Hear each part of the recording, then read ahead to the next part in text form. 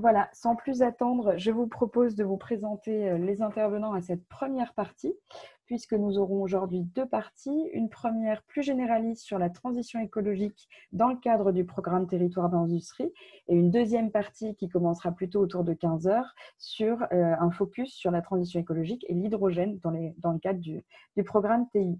Donc bonjour à mes intervenants de première partie.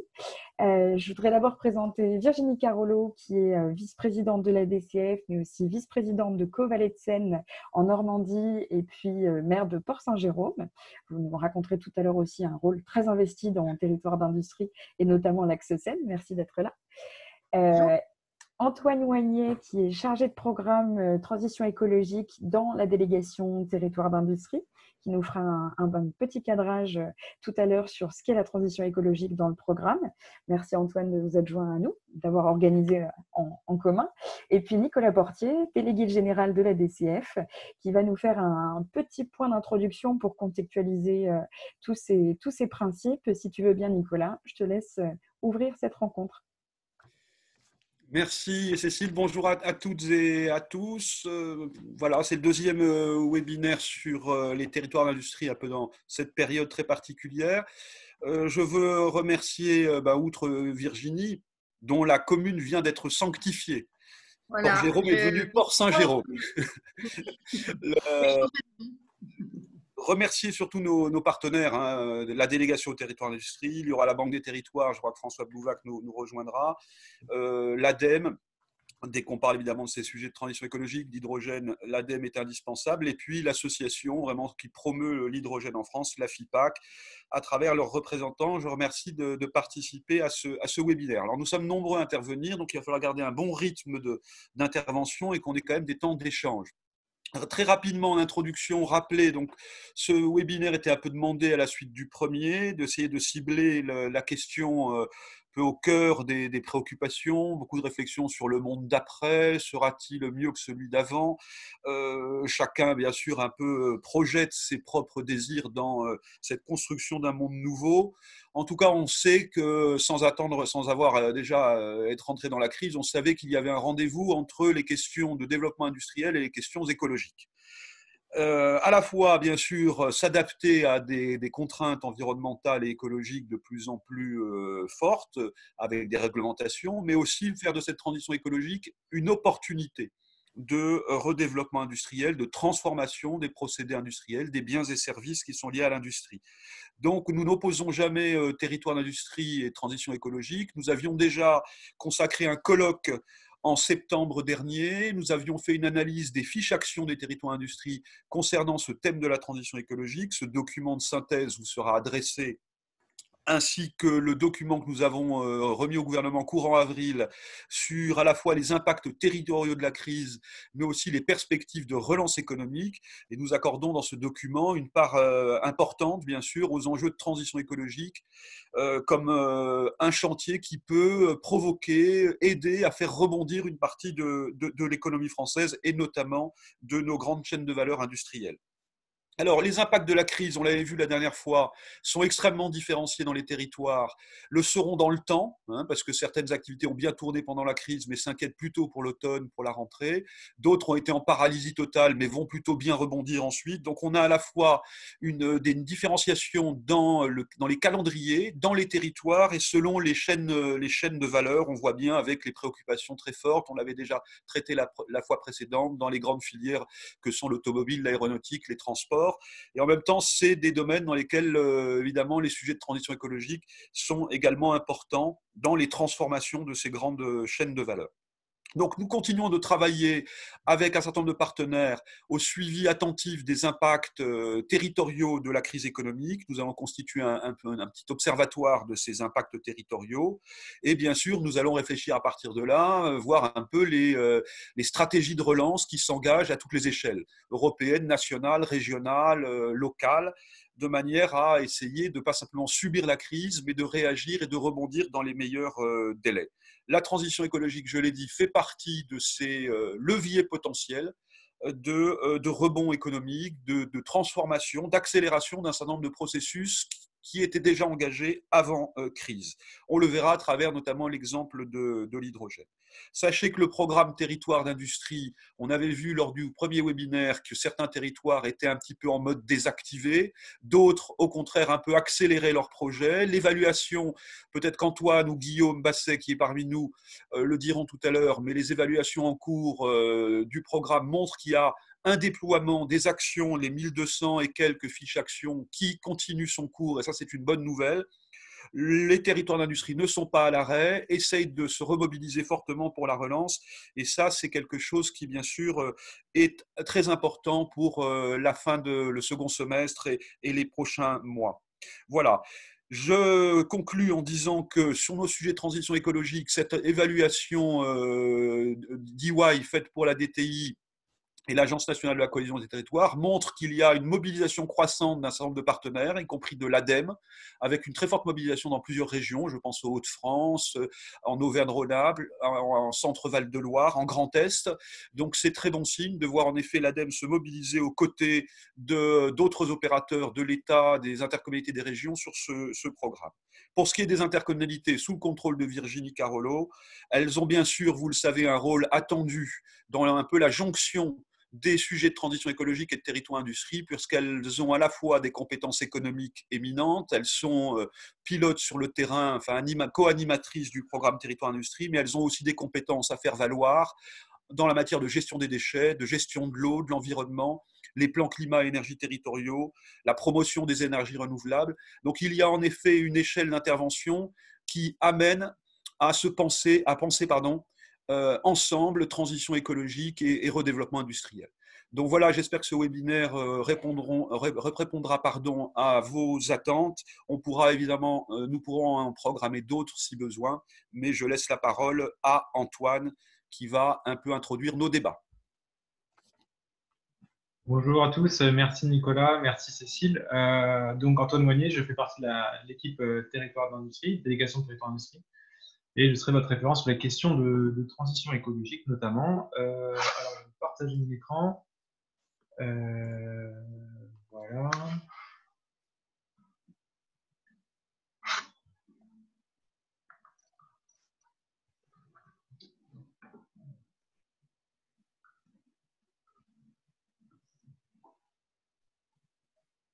Le diapo réagit. Voilà.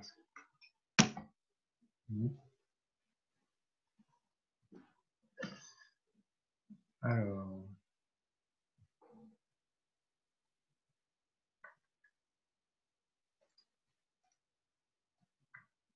Alors, petit problème technique évidemment. Voilà, ça devrait être bon.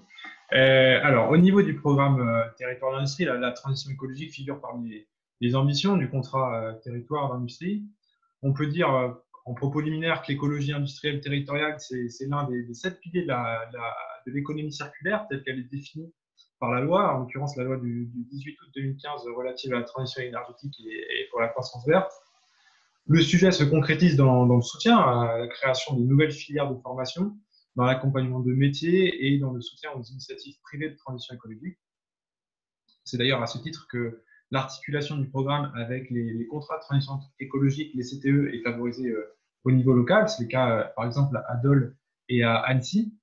Et pour apprécier la possibilité pour Territoire d'industrie de contribuer à une relance écologique face aux effets de la crise que nous connaissons actuellement, je vais évoquer rapidement le contexte dans lequel s'inscrit le programme, puis je vais vous détailler la place qu'occupe actuellement la transition écologique dans celui-ci.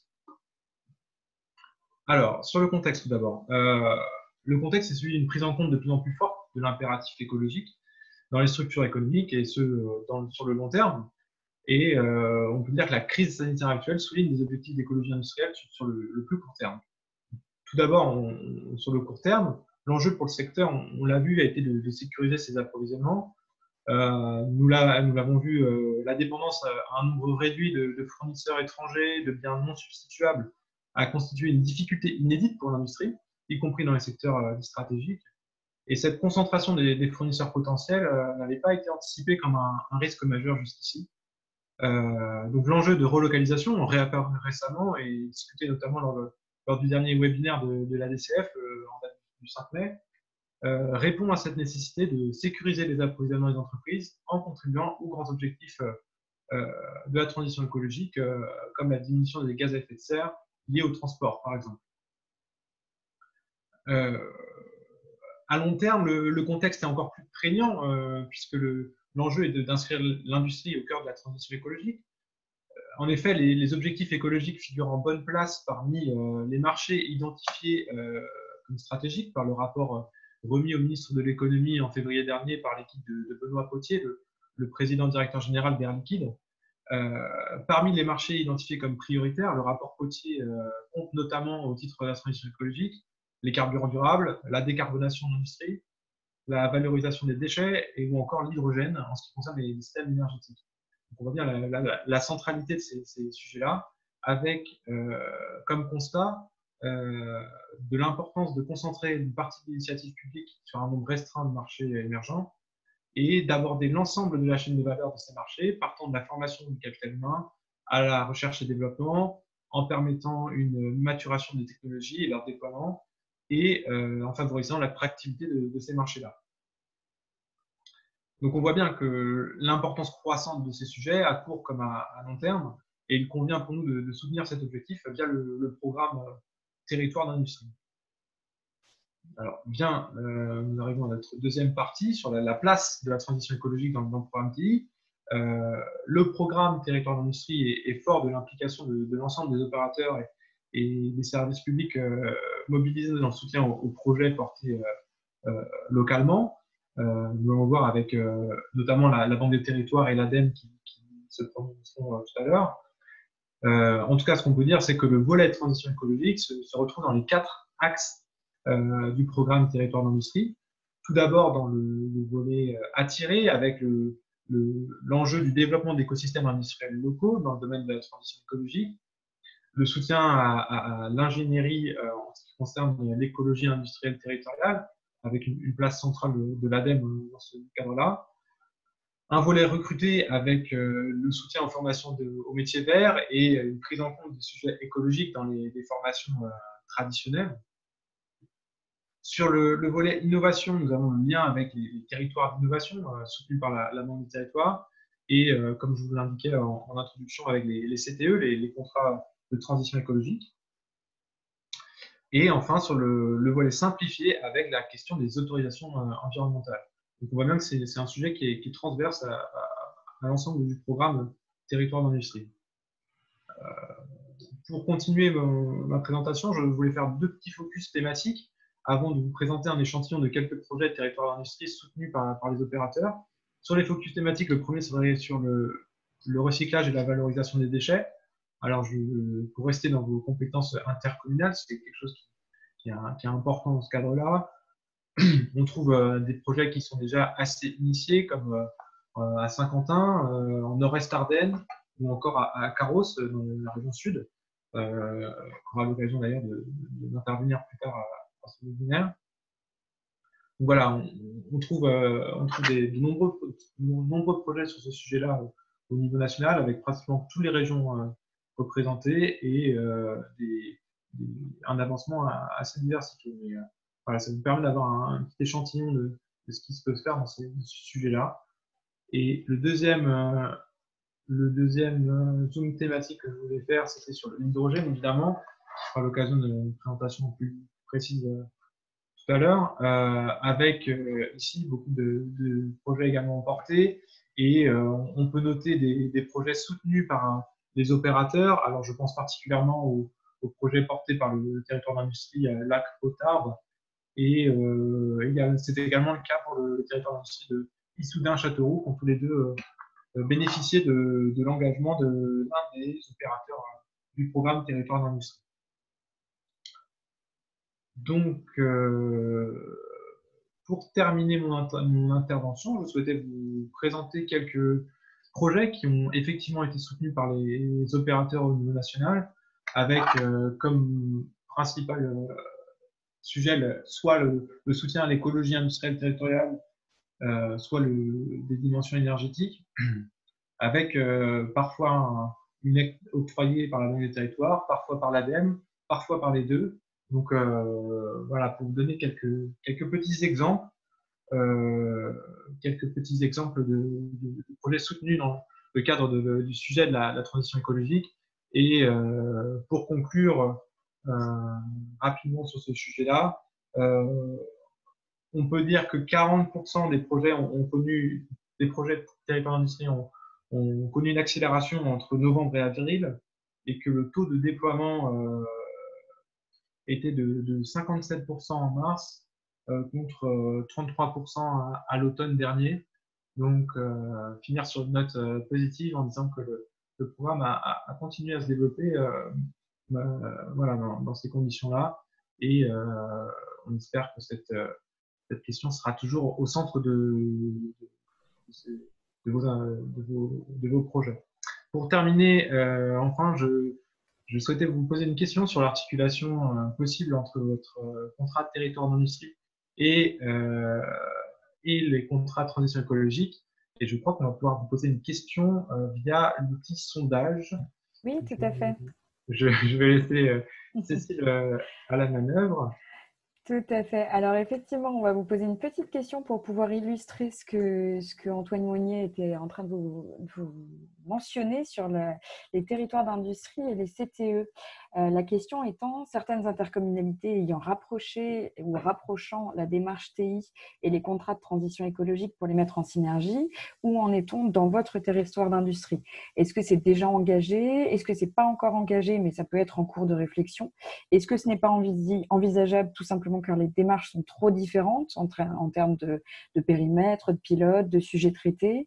Est-ce que ce n'est pas envisagé car votre territoire n'est tout simplement pas concerné à ce jour par les CTE? Ou est-ce que c'est une autre éventuellement possibilité? Et vous pourrez nous en parler à la fin si vous avez d'autres freins ou d'autres choses à nous faire remarquer sur la liaison entre ces CTE et le TI. On va peut-être attendre juste les résultats et puis je me retournerai aussi vers Madame Carolo ensuite pour lui demander ce qu'il en est sur son territoire et puis plus généralement. Je vois que ça monte un petit peu. Donc voilà, peut-être que vous vouliez compléter Antoine sur cette liaison CTE-TI. Oui, quelques territoires se sont déjà engagés dans cette voie-là. Le CTE, ça a été un peu la suite donnée localement aux accords de Paris et la COP 21. Donc, c'est quelque chose d'assez important pour le côté transition écologique. Donc, la question a été posée de leur articulation. L'ADCF, dans la note de novembre dernier, se positionner en faveur d'une contractualisation complète, on va dire, entre à la fois le côté industrie, territoire d'industrie et le côté transition écologique. Donc voilà, voir ce que vos adhérents peut-être avaient à dire sur ce sujet-là. Très bien, alors on a une bonne moitié de celles qui a voté, donc je vais vous montrer les résultats. On est quand même à 29% qui nous disent que c'est déjà engagé. Alors, on a peut-être un biais dans cette salle, hein, parce que forcément, c'est des gens qui s'intéressent au sujet. On est à 27% de pas encore engagés, mais en cours de réflexion. On a donc une majorité de la salle qui est plutôt en voie positive sur cette liaison. Pour 8%, pas envisageable, car les démarches sont trop différentes. On pourra éventuellement en parler dans nos échanges. 20% pas envisagé, car le territoire n'est pas doté de CTE. Ou 17% autres, que j'invite aussi à venir nous partager leur expérience tout à l'heure à ce moment-là. Est-ce que l'un d'entre vous veut nous commenter ces résultats avant qu'on... Au cas où, je vois Nicolas peut-être... Non, ce qui est certain, c'est que nous appelons, sous le contrôle de Virginie, mais à une généralisation des démarches de contractualisation sur la transition écologique, sous des formes diverses, avec des priorités diverses, des enjeux de transition écologique. Il y en a dans tous les territoires de France. Donc, dans les territoires d'industrie, il y a un volet transition écologique et industrielle. Mais nous pensons en effet que cette rencontre, dans le cadre, comme l'a dit Antoine, d'une contractualisation territoriale globale, cette rencontre doit se faire là où il y a les deux démarches. Et donc, que ce soit le Grand Dole, le Grand Annecy et d'autres qui réfléchissent, cette fusion des démarches, ce rapprochement est extrêmement positif.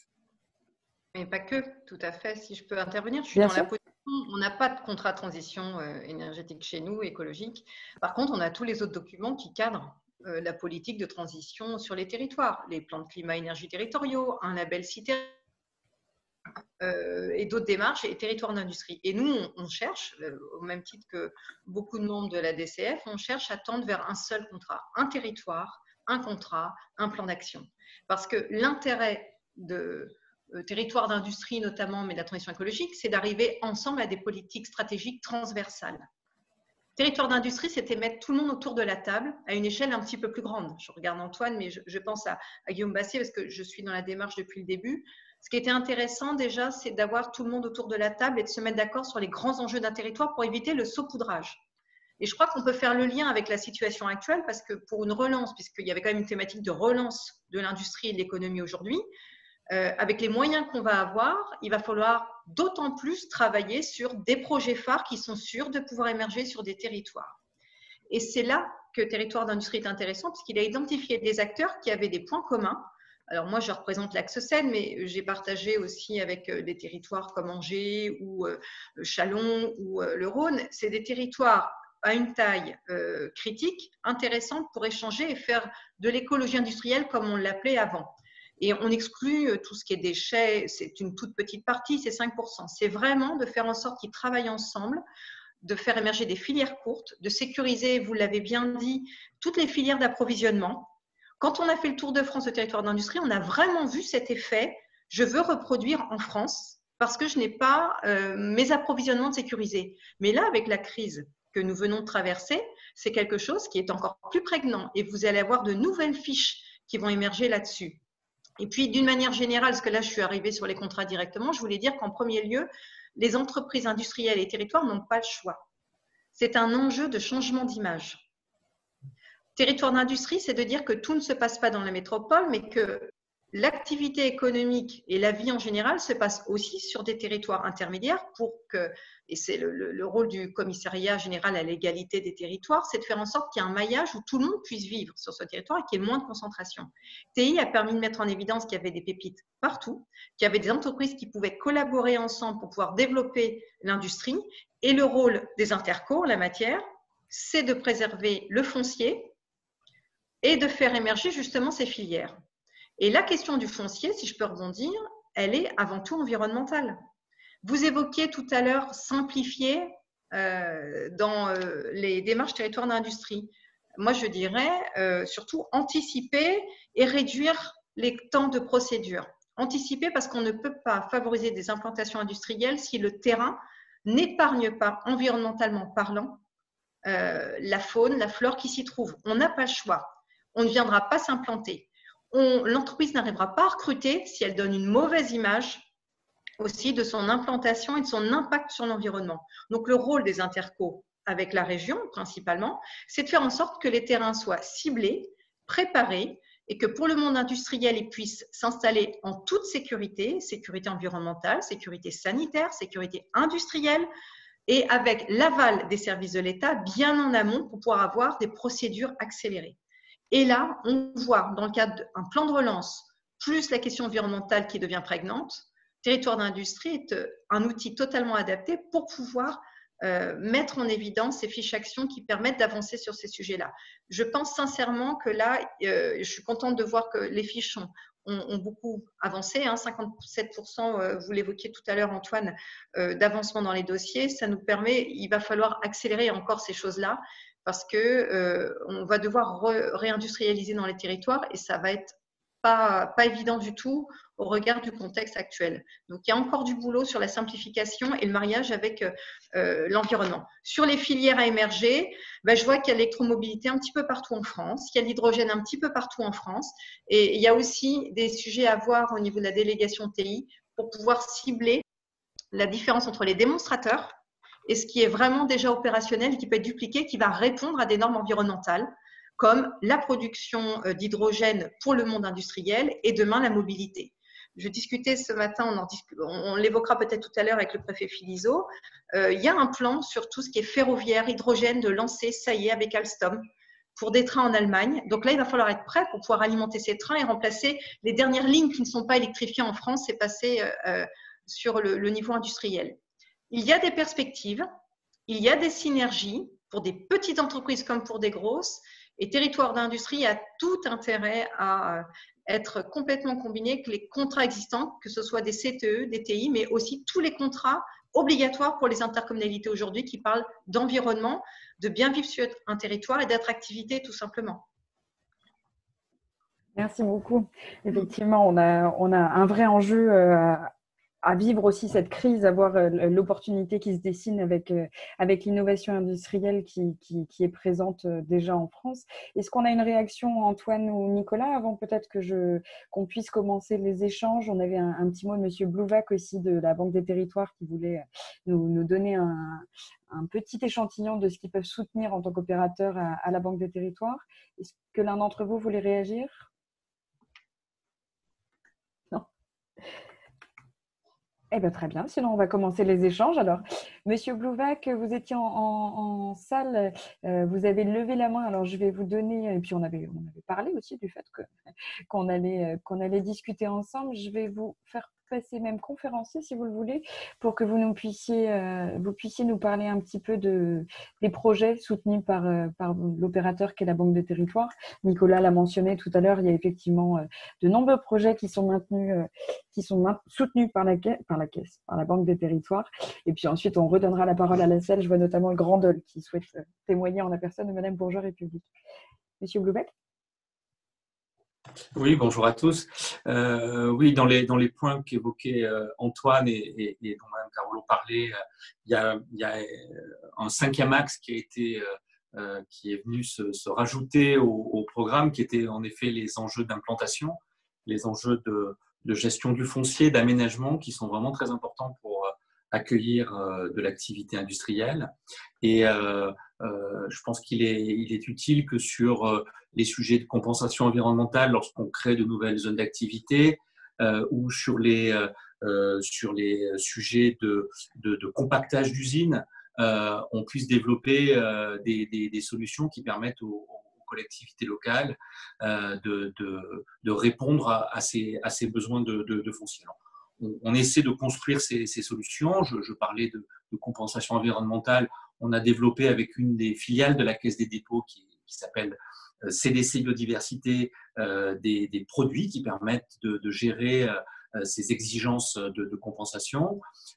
Et on avance, je pense en particulier dans la région Bourgogne-Franche-Comté, sur les usines Peugeot, sur des sujets de compactage d'usines et donc de construction sur des zones d'activité moins développées pour pouvoir réussir sur une même superficie à concentrer plus d'activités et donc à économiser un foncier qu'il faut protéger. Donc ça, c'était pour simplement compléter ce qui avait été évoqué en particulier par Antoine. Moi, je voudrais aussi revenir sur... On est dans une situation un peu particulière par rapport au programme, ça a été dit en introduction, c'est-à-dire qu'on a un programme qui porte et continue à porter des réponses à des sujets qui avaient été évoqués avant la crise. Et on a dit, en particulier lors du précédent webinaire, que ces questions qui avaient été posées, elles étaient finalement très en phase avec ce qui se passe sur les questions de réindustrialisation, sur les questions finalement de reconstruction des chaînes d'approvisionnement qui étaient présentes dans le programme avant que la crise n'apparaisse, sur les questions aussi d'échelle de territoire, repartir de l'échelle locale pour penser le développement industriel. C'était deux notions qui sont encore plus d'actualité maintenant que la crise est là. Et puis, la crise, elle a aussi posé avec plus d'acuité de nouvelles questions et il faut qu'on puisse y répondre. Moi, je voudrais insister sur ce qui est intéressant dans ce qui se passe aujourd'hui, c'est que l'État et les opérateurs qui sont mobilisés avec les collectivités territoriales apportent des offres pour pouvoir avancer sur ces sujets. On est en train de les réactualiser. On en parlait encore récemment sous l'égide de Guillaume Basset sur la façon dont on peut présenter à tous les intervenants de cette réindustrialisation les nouvelles solutions qui sont portées et de voir comment le panier de services initial peut évoluer et apporter de nouvelles réponses. Alors, moi, peut-être juste en 2 mots dire ce que la Banque des Territoires veut faire. On veut sélectionner 4 priorités pour avancer. une priorité qui consiste à y voir un peu plus clair sur les chaînes d'approvisionnement. Et nous sommes prêts, je l'ai déjà dit lors de notre précédent webinaire, et à soutenir des collectivités qui souhaitent réfléchir à l'analyse des chaînes d'approvisionnement sur leur territoire. Nous sommes prêts également à soutenir, parce que nous pensons que c'est un sujet majeur, de nouvelles offres en matière de formation. Et on s'appuie pour ça sur des partenariats importants qu'on a passés avec le CNAM, avec les écoles de production, avec l'AFPA. Et puis, je le disais tout à l'heure, on est traditionnellement aux côtés des acteurs locaux sur les questions de gestion du foncier, d'aménagement, et on pense qu'il y a des réponses nouvelles à apporter. Il y avait ce week-end dans Le Monde un papier produit par 2 économistes qui indiquait qu'une des réponses possibles à la crise, c'était moins de rêver à une relocalisation magique qu'à une défragmentation des chaînes d'approvisionnement, et qu'on puisse avoir des outils de production industrielle qui soient adaptés et suffisamment souples pour répondre à des besoins lorsque une chaîne d'approvisionnement est rendue plus difficile pour une crise qui est une crise sanitaire aujourd'hui, mais qui demain pourra être une crise environnementale où il y a des catastrophes naturelles. Donc, cette solution d'adaptation des outils de production, comme ça s'est fait dans l'urgence pendant la crise, où on a vu telle entreprise dont ça n'était pas la finalité se mobiliser pour produire du gel hydroalcoolique ou produire des respirateurs, il faut qu'on puisse avoir la capacité à avoir des outils de production. Et là-dessus, donc, ces économistes parlaient de solutions plug and play, et on pense qu'il peut y avoir des réponses qui sont apportées avec la construction d'immobilier d'entreprise, voire même avec l'économie mixte, de solutions qui permettent à des process industriels de venir ponctuellement s'implanter dans une usine déjà équipée et dont une chaîne de production peut s'adapter à des besoins momentanés pour répondre à des besoins territoriaux. On croit beaucoup à cette idée-là et nous sommes prêts à travailler avec les collectivités qui voudraient avancer là-dessus. Et puis enfin, pour être sur votre sujet, sur les questions, on va dire, de verdissement de l'industrie, là aussi, on propose aux acteurs locaux à la fois de les accompagner en ingénierie. Madame Carolo insistait sur la nécessité de peut-être parfois coordonner tout ce qui peut exister. Il y a bien sûr les dispositifs un peu formels que sont les CTE, mais il y a pas mal de Green Deal locaux, pour prendre un terme un peu générique, qui peuvent exister et qu'il faut mettre en cohérence avec ce qui peut être fait sur le territoire d'industrie. Et puis, il y a des solutions à apporter aussi à des projets. Il y a une vingtaine de projets aujourd'hui dans les fiches actions qui sont remontées des territoires d'industrie sur l'hydrogène.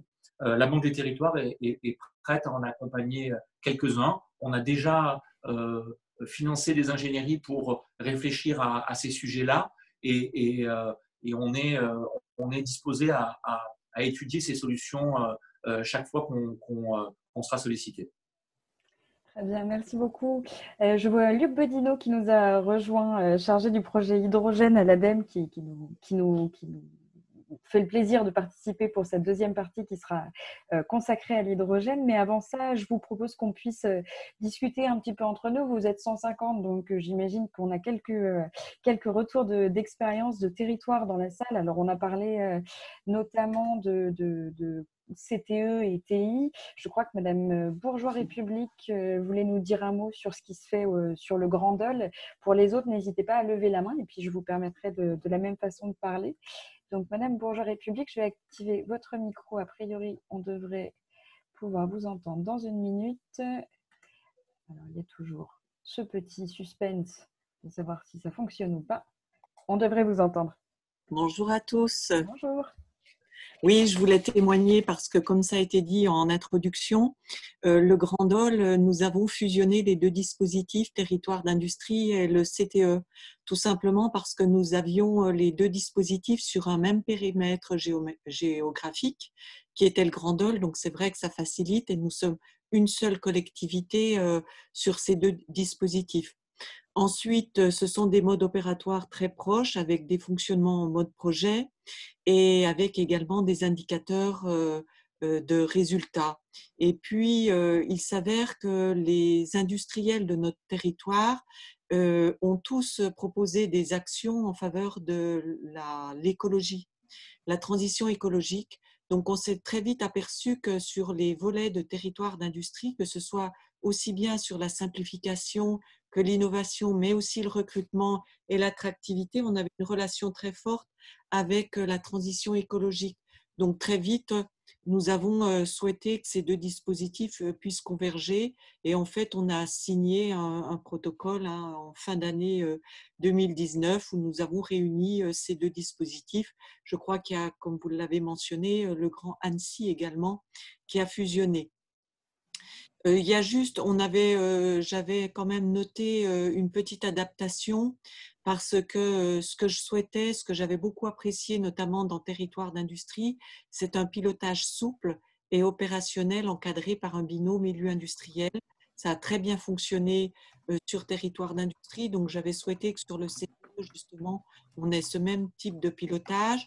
Et puis peut-être une adaptation un petit peu au dispositif de territoire d'industrie, parce que la temporalité, je dirais, des projets territoire d'industrie s'inscrivent généralement dans du très long terme. Notamment, nous avons des projets sur l'hydrogène et qui ne sont pas opérationnels dès ces premiers mois de l'année 2020 et même dans l'année 2020 compte tenu de la crise que nous vivons. Donc, il n'y avait pas forcément des dépenses d'investissement immédiats. Et puis, d'autre part, il y a un autre aspect. Souvent, il y a des restrictions d'information voulues notamment par les entreprises sur des soucis légitimes de confidentialité. Donc, ce sont les deux adaptations, je dirais, que j'avais soulignées pour la fusion de ces deux dispositifs. Sinon, nous avons déjà des projets qui sont, je dirais, on travaille avec la Banque des Territoires et avec l'ADEME, notamment sur les projets hydrogène qui avancent. Et comme ça a été dit par Nicolas Portier en introduction, eh bien, nous, on veut saisir cette opportunité dans le cadre d'une relance très forte et nous sommes en train de rédiger une nouvelle fiche projet, notamment sur l'efficacité énergétique des bâtiments d'une pépinière d'entreprise avec l'utilisation de l'hydrogène. J'ai vu que là aussi, le Grand Annecy avait un projet un peu similaire. Donc, on veut en fait être prêt dès le mois de septembre pour fournir de l'activité à nos acteurs locaux. Voilà ce que je voulais dire par rapport au Grand Dôle. Très bien, merci beaucoup pour ce retour de Bourgogne-Franche-Comté, Madame Bourgeois-République. Est-ce que quelqu'un veut réagir éventuellement sur la façon d'articuler? Pas forcément. Je vous propose de lever la main si vous avez une question à ce stade. On va arriver à la fin de cette première partie un peu introductive et généraliste avant de se plonger dans l'hydrogène. Donc, n'hésitez pas à lever la main s'il y en a. Sinon, peut-être que Nicolas, tu aurais aperçu une question dans les questions écrites éventuellement. Oui, il y avait quelques questions. Bon, sur la mutualisation des projets, nous essayons en effet avec la DTI d'animer des rencontres. Et c'est compliqué par le contexte actuel, mais nous avions quand même des rendez-vous réguliers pour les échanges de bonnes pratiques, mais aussi de difficultés. Ce qu'a dit Claire Bourgeois-République à l'instant, bien sûr, les projets sont de durée d'exécution très différents en fonction de gros projets industriels de long terme. Mais on avait aussi quand même dans Territoire d'industrie des difficultés immédiates. Bon, on était dans un autre contexte avant crise, mais on était confronté à beaucoup de difficultés de recrutement. On avait un enjeu compétence. D'ailleurs, il y a une note de la DCF qui va bientôt être publiée sur ces sujets d'attractivité des métiers de l'industrie. Donc, bien sûr, les programmes d'action sont dans des temporalités, bien sûr, assez différentes, mais qu'il faut arriver à organiser justement dans une vision un peu de court, moyen, long terme.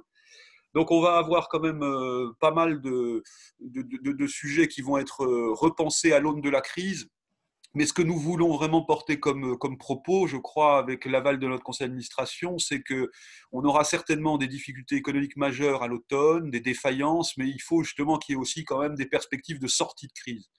Là, on voit bien qu'on a beaucoup soutenu et beaucoup d'intercommunalités participent à des fonds, bon, plutôt sur les très petites entreprises, mais il y a eu des dispositifs de chômage partiel pour maintenir, c'est la première fois qu'on fait ça en France, dans des cas de grande crise, pour maintenir debout notre appareil industriel.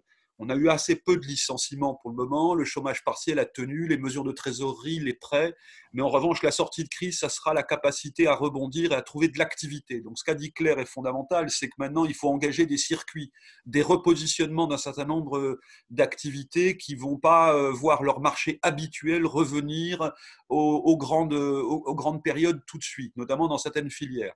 Donc il va pas simplement falloir être passif dans cette période, mais au contraire essayer d'avoir aussi des mesures, bien sûr défensives, mais aussi des mesures offensives, et trouver des perspectives pour les industriels, des repositionnements. Donc il y aura besoin de tous les acteurs à toutes les échelles. Si l'Allemagne relance un grand plan hydrogène comme elle est en train de le faire, on va le voir, ça peut faire du bien aussi pour Alstom qui produit des trains à hydrogène. Donc c'est aussi les effets d'entraînement mutuel entre les économies européennes. Et en intranational, c'est ce qu'on avait dit, c'est d'essayer de trouver en effet par des places de marché, des outils de relocalisation d'un certain nombre d'achats. Donc il faut qu'on organise les choses pour que nos entreprises, à la sortie de la période un peu de confinement ou de gel de l'activité, puissent rebondir sur des projets d'investissement. Et donc, il y aura des besoins d'action en fonds propres. Donc là, on compte beaucoup sur des acteurs comme la BPI ou la Banque des Territoires, parce qu'on sera dans une autre temporalité, qui sera celle de redémarrage. Et les pays qui arriveront à rebondir, c'est ceux qui auront certainement une capacité de résilience, de se reprojeter vers l'avenir. Ça ne sera pas simple, mais si on assiste uniquement, en effet, à des effets de cascade, d'effondrement en chaîne, ça sera évidemment une catastrophe. Et je pense que les territoires d'industrie doivent apporter leur partition, participer en tout cas à cette remobilisation collective. Très bien, merci beaucoup. On arrive donc à la fin de cette première partie introductive et puis on va se pencher un peu plus spécifiquement sur l'hydrogène. Pour ça, j'accueille avec plaisir deux nouveaux intervenants qui sont donc Luc Bodino, qui est coordinateur du programme hydrogène à l'ADEME. Merci de nous avoir rejoints. Et puis, Madame Verquin, qui doit être avec nous quelque part aussi, si vous voulez ouvrir votre caméra, qui est la déléguée générale de l'AFIPAC, donc l'Association française pour l'hydrogène et les piles à combustible. Vous allez pouvoir nous faire tous les deux, si vous le voulez bien, évidemment, un petit point complémentaire et introductif pour cette deuxième partie sur l'hydrogène, et puis qu'on pourra ensuite mettre à l'échange avec les personnes qui sont en salle et nos intervenants, notamment Virginie Carolo et Madame Delphine Robert-Mogilis, qui est coordinatrice de ces programmes énergie nouvelle à la région Sud, qui nous fera également le plaisir de prendre la parole tout à l'heure. Monsieur Bodino, je vous laisse partager votre écran avec la flèche du bas et puis prendre la parole. Bonjour, vous n'avez pas votre micro activé, ça doit être bon. C'est bon. C'est bon ? C'est bon. Donc, bonjour à toutes et à tous. Voilà, je vais d'abord partager mon écran. Faisons dans l'ordre. C'est mieux. Voilà. Parfait. Normalement, vous voyez mon écran. Oui, c'est bon. Vous pouvez passer en mode présentation. En mode diaporama. Voilà. Parfait. Donc Luc Bodino, je travaille à l'ADEME, à la direction entreprise et transition industrielle. Et sur le domaine de l'hydrogène, je coordonne les activités hydrogène depuis une dizaine d'années à l'agence. Et donc, j'ai la charge d'introduire le sujet hydrogène voilà, sur cette seconde séquence.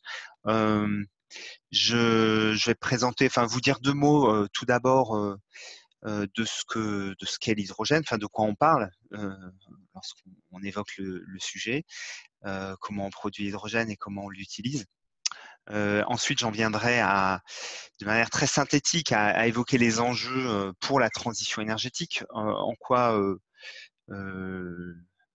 l'hydrogène a à faire dans la transition énergétique, et puis peut-être zoomer sur les enjeux industriels, ou la manière d'aborder le sujet pour la transition industrielle des territoires. Et puis je finirai par un panorama vraiment très rapide des mécanismes de financement, d'accompagnement, de développement de l'hydrogène.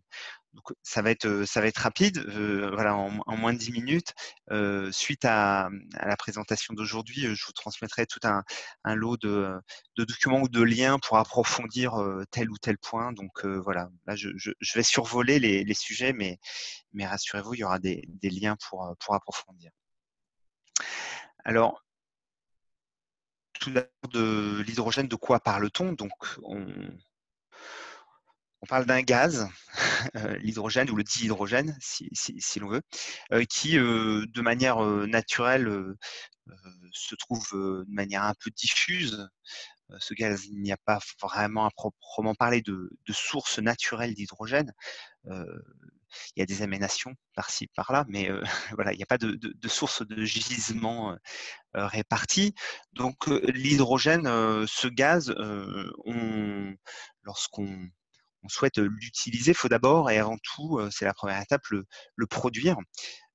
Cet hydrogène, on verra pourquoi le produire, enfin pourquoi l'utiliser, mais sa fabrication, elle peut relever de différentes typologies de technologies, de sources et de procédés en fait pour fabriquer cet hydrogène. Et c'est ce que je vous résume un petit peu le tableau sur cette slide. Les différentes sources, les différents procédés, leur maturité, et puis in fine tout à droite, l'ordre de grandeur de l'impact carbone, GES, gaz à effet de serre, l'impact carbone pour produire 1 kilo d'hydrogène. Et on voit que voilà, il y a du rouge, il y a du vert. Selon les sources et les procédés, l'impact lié à la fabrication d'1 kilo d'hydrogène ne sera pas du tout le même.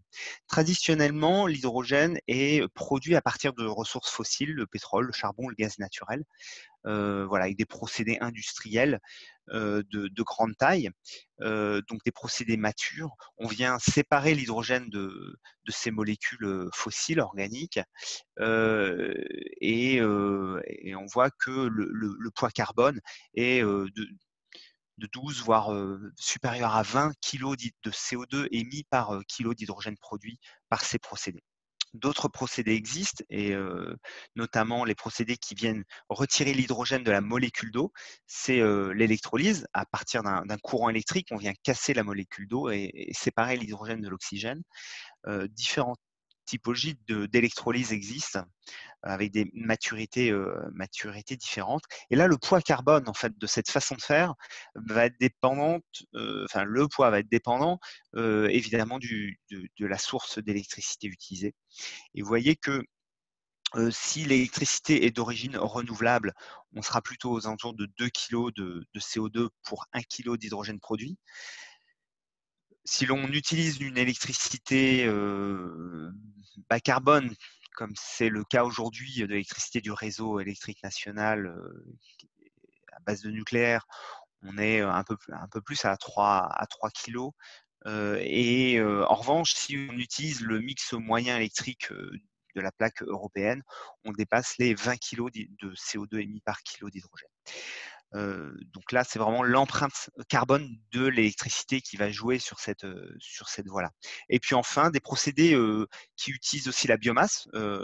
N'oublie pas les procédés, enfin l'hydrogène rentrant dans la composition du biogaz ou de toute molécule organique. Et là également, les procédés qui permettent d'extraire l'hydrogène ont un poids carbone relativement faible, puisqu'il s'agit de CO2 d'origine biologique.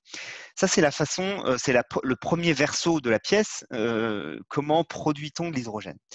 Ensuite, on l'a produit, mais à quoi est-ce qu'il sert? Quel est l'intérêt de produire ce gaz et qu'est-ce qu'on peut en faire? De manière vraiment très schématique, il y a 2 grandes familles d'usages de l'hydrogène. Il y a les usages matières. L'hydrogène peut être utilisé comme matière en industrie et c'est actuellement le principal usage, peut-être même quasiment exclusivement l'usage aujourd'hui de l'hydrogène, c'est dans l'industrie comme matière première. Aujourd'hui en France, on produit quasiment 1 million de tonnes d'hydrogène pour différents usages, donc 80% pour le raffinage et la chimie, la fabrication des engrais. Ça couvre donc voilà, l'essentiel des usages, mais néanmoins, il y a beaucoup d'usages plus diffus dans la métallurgie, l'électronique ou l'industrie agroalimentaire, dans la fabrication du verre également, où l'hydrogène est utilisé.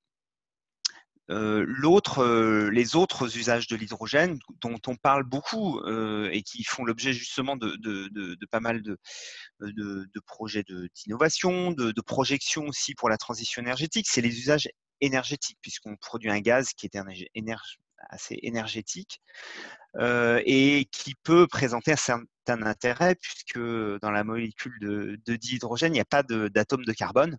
Donc une fois qu'on va l'utiliser, ça ne rejettera pas ça ne rejettera pas de CO2.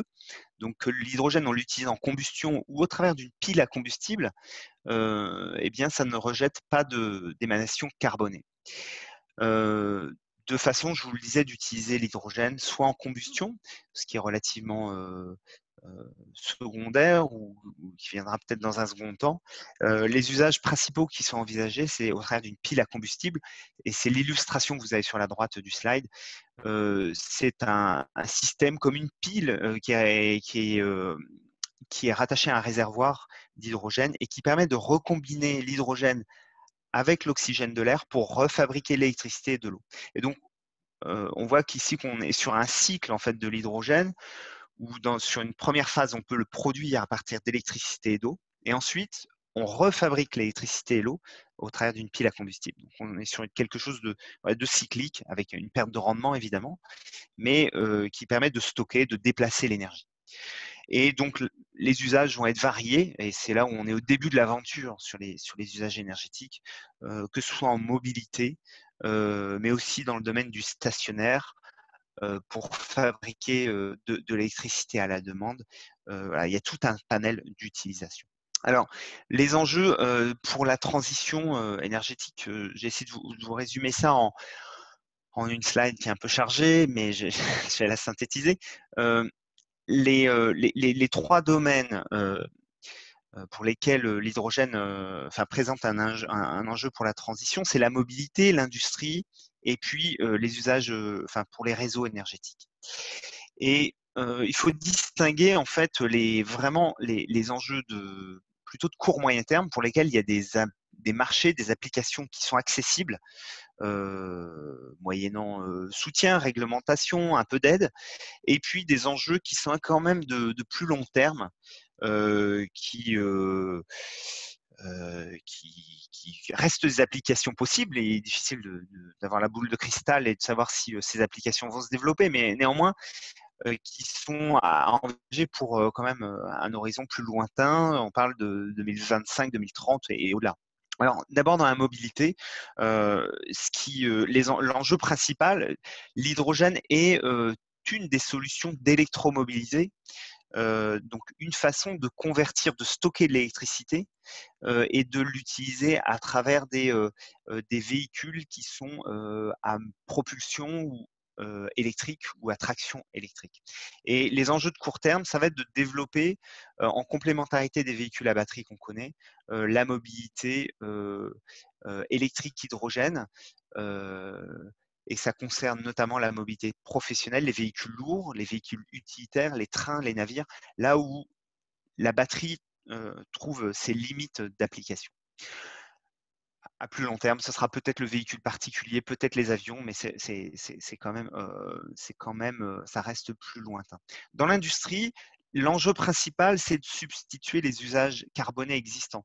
900 000 tonnes d'hydrogène consommées actuellement. Dans l'industrie, il s'agit de décarboner cela, puisque l'hydrogène est produit principalement à partir de découpes pétrolières et de gaz naturel.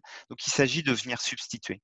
Et la première part à substituer, qui est plus accessible, ce sont les usages marchands de l'hydrogène qui sont conditionnés en camion et ensuite distribués, et pour lesquels l'hydrogène est commercialisé à 5, 8, 10, 15, 20 euros du kilo, et pour lesquels une production par électrolyse décarbonée est quand même fait sens économique. Enfin, dans le domaine du stationnaire, l'hydrogène est attendu pour faciliter l'intégration des énergies renouvelables dans les réseaux énergétiques. C'est un maillon en fait entre l'hydrogène, entre les réseaux, les infrastructures électriques et les infrastructures gazières. L'hydrogène permettant de passer de l'un à l'autre, de stocker des surplus du réseau électrique vers les infrastructures gazières. Et c'est cela qui intéresse à plus long terme, soit de manière directe, en injectant de l'hydrogène dans les réseaux de gaz, ou bien de le combiner avec du CO2 pour faire du méthane de synthèse et de l'injecter. Voilà les grands enjeux que l'ADEME y voit, mais pas que l'ADEME, ça a été aussi conforté, confirmé par le plan national de 2018 du ministère qui s'est assis sur des rapports scientifiques conséquents. Si on zoome un peu sur les territoires d'industrie, finalement, il faut distinguer deux enjeux, deux façons de voir les enjeux sur l'hydrogène. Soit l'industrie se présente comme une consommatrice d'hydrogène. Et là, les enjeux, c'est d'abord de réduire les impacts. Donc, de ce qu'on disait, de convertir les usages carbonés actuels vers des usages moins carbonés de l'hydrogène. L'industrie, les consommations d'hydrogène dans l'industrie sont responsables quasiment de 8% des émissions de gaz à effet de serre de l'industrie. Donc, ce n'est pas un enjeu secondaire pour le raffinage ou pour la fabrication d'engrais. Il faut trouver des solutions alternatives. Et notamment, pour les territoires, ça peut être une façon aussi de relocaliser la fabrication d'hydrogène pour ces grands secteurs. Faire de l'électrolyse à partir d'une électricité renouvelable qui est produite par des parcs éoliens ou photovoltaïques basés sur le territoire, c'est relocaliser des dividendes où le produit de cette consommation énergétique pour le raffinage et la fabrication d'engrais sur le territoire, plutôt que d'importer de l'énergie venue de plus loin dans le monde. Donc, les enjeux ici, ce sont ceux-là. Au-delà du raffinage et de la fabrication d'engrais, on peut aussi penser que certains types d'activités comme le verre, comme l'acierie, peut-être à long terme, se mettront à consommer de l'hydrogène. Ils n'en consomment pas aujourd'hui. Peut-être qu'ils en consommeront pour leurs usages thermiques en remplacement du gaz naturel, par exemple, pour leurs usages thermiques, ou dans l'acierie pour la réduction des minerais. C'est aussi une éventualité. Mais d'abord, le plus proche, c'est essayer de convertir les usages actuels carbonés. L'autre façon de voir les enjeux de l'hydrogène sur les territoires, et là c'est beaucoup plus vaste, c'est l'hydrogène, c'est une source d'innovation et d'activité nouvelle pour les acteurs, et de nombreux acteurs en fait, parce que la chaîne technologique de l'hydrogène, je pense que Christelle Verquin l'abordera plus amplement après, ça met en œuvre des savoir-faire vraiment très variés et on va dire quasiment classique ou traditionnel de la chimie, de l'électronique, de la mécanique, de la plasturgie. Et ça, ce sont des savoir-faire qui sont présents dans beaucoup de territoires. Il y a beaucoup d'entreprises qui développent déjà ces savoir-faire pour l'industrie traditionnelle et qui peuvent évoluer vers notamment ce secteur, ces applications de l'hydrogène. Et donc, ça concerne beaucoup de secteurs. Néanmoins, les enjeux en termes d'emploi restent à quantifier. Et là, nous, on reste prudent sur ces enjeux d'emploi parce que, certes, il y a des usines qui vont se monter, et c'est le cas des usines et des nouvelles entreprises qui embauchent pour fabriquer des équipements. Néanmoins, c'est quand même plutôt l'hydrogène, ce sera plutôt, ces nouveaux équipements, ce sera plutôt du maintien d'activité, de l'évolution, de la diversification d'activités, mais pas forcément. Ça reste à quantifier quand même la création nette d'emplois dans ces domaines. Enfin, je finis rapidement pour conclure sur les financements disponibles pour soutenir des projets. Alors là, c'est la photo actuelle. Elle pourra bouger elle va bouger dans les semaines et les mois à venir. Je récapitule voilà, au plan national ou au plan européen les mécanismes qu'on peut quand même discriminer selon le levier. Soit ces mécanismes cherchent à soutenir l'offre, le développement de l'offre, donc la R&D, l'innovation. Donc c'est vraiment pour aider les entreprises qui veulent développer leurs produits, leurs services. Et là, ça va être principalement au niveau national le programme des investissements d'avenir avec des appels à projets ou le concours de l'innovation de l'ADEME qui est actuellement, voilà, on s'attend à une relance de nouveaux appels à projets dans le domaine. Et puis au niveau européen, ça fait quand même pas mal d'années que l'Europe aide au travers de son programme FCHJU à noter le fonds, l'Innovation Fund, qui va permettre aussi d'aider les choses. Dans le domaine du soutien de la demande, donc le développement vraiment d'investissements sur les territoires, de nouveaux procédés, de nouvelles stations de véhicules. Là, on est plutôt sur des appels à projets, là aussi de l'ADEME, dans le domaine de l'industrie de la mobilité pour couvrir les enjeux à plus court terme. Je cite simplement la Banque des Territoires, mais je crois que là, ça a été évoqué tout à l'heure. Enfin, c'est un des acteurs essentiels pour accompagner et financer les projets. Au niveau européen, l'Europe est assez active dans le domaine du déploiement des stations hydrogène, des nouvelles infrastructures pour les carburants alternatifs. Et il y a des appels à projets ouverts et je vous mettrai le lien vers ces appels à projets qui permettent d'accompagner les déploiements. Et enfin, l'industrialisation, qui permettent d'apporter des moyens en fonds propres pour le développement des entreprises ou l'investissement dans des nouvelles lignes de fabrication. Et bien là, c'est essentiellement la BPI, mais aussi l'ADEME, à travers ADEME Invest, qui peut apporter des financements pour aider le développement économique autour de l'hydrogène. Et je m'en tiens là. Je pense que j'ai été un petit peu plus long que prévu. Ça arrive, c'est le risque. Vous en faites pas. Merci, Monsieur Bodino, en tout cas, et merci pour effectivement cette illustration de ce que peut faire l'ADEME aussi au service de territoire. On en reparlera sans doute tout à l'heure. Pour l'instant, je vous propose d'enchaîner avant qu'on puisse voir un petit peu ce qui se fait sur les territoires, notamment avec Virginie Carollo et puis la région Sud, avec Madame Verquin, parce qu'on a parlé tout à l'heure de toutes ces opportunités, alors l'Allemagne qui sont sur l'hydrogène, etc. Mais pour ça, on doit arriver à une massification un petit peu de la filière, à quelque chose d'une taille critique. Je pense que vous allez nous en parler dans votre présentation. Donc, je vous laisse la parole avant qu'on puisse échanger avec les territoires. Allez-y. D'accord. Bonjour, merci. Vous m'entendez correctement ? Très bien. Bon, j'ai également partagé mon écran. Est-ce que c'est bon ? Tout le monde le voit ? Oui, tout à fait. Ok.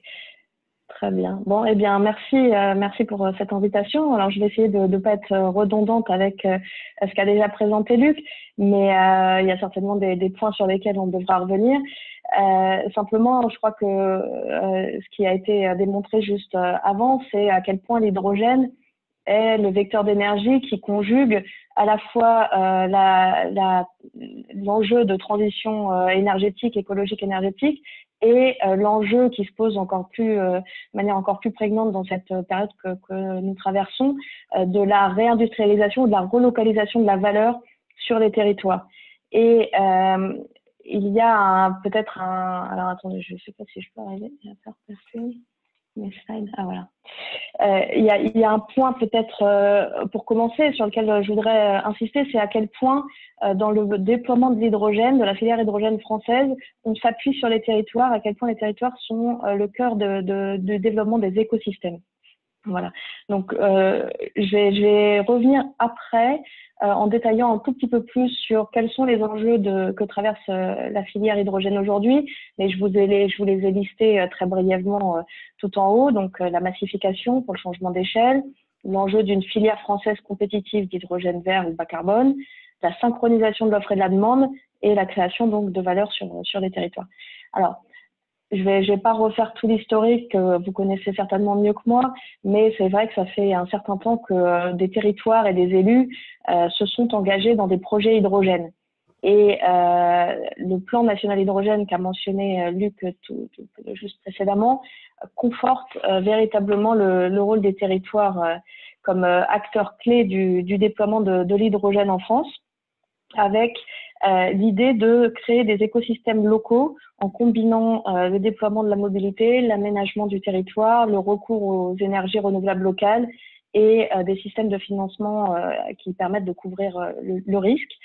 Et du coup, lorsque Nicolas Hulot a présenté le plan national hydrogène, qui a été effectivement pensé avec l'ADEME, avec d'autres acteurs importants, eh bien, des outils ont accompagné ce lancement. Alors, je ne vais pas m'étendre dessus, parce que le temps est assez court, mais les engagements pour la croissance verte, qui sont des engagements mutuels de la filière et de l'État, le bras financier qu'a constitué les premiers appels à projets de l'ADEME, et sur lesquels on reviendra peut-être en toute fin de présentation. Mais pour les appels à projets de l'ADEME avaient pour objectif de justement favoriser le déploiement d'écosystèmes sur les territoires. Et un troisième bras armé, si je puis dire, qui a constitué le contrat stratégique de la filière industrie des nouveaux systèmes énergétiques, dans le cadre duquel la FIPAC pilote le projet hydrogène, qui est un des projets phares. Et ce contrat de filière, je vais le citer simplement pour vous redire à quel point cette logique d'écosystème, elle est mise vraiment en avant. Donc, l'enjeu qui est indiqué dans ce projet hydrogène du contrat de filière, c'est de mettre en synergie l'ensemble des solutions à l'échelle des territoires pour bâtir une logique d'écosystème alliant les différents usages, industrie, énergie, mobilité, et fédérer l'ensemble des acteurs au sein de consortiums garantissant les volumes de marché de l'hydrogène bas carbone ou vert, et dynamiser ainsi le déploiement de technologies matures et atteindre des puissances installées qui sont à l'échelle, des puissances installées notamment dans l'électrolyse. Voilà, donc on voit l'enjeu qui est le principal aujourd'hui, c'est le changement d'échelle et comment passer ce cap de projet de démonstration d'un ensemble de projets à vraiment une massification. Et cette massification, elle s'atteint notamment par la synchronisation de l'offre et de la demande.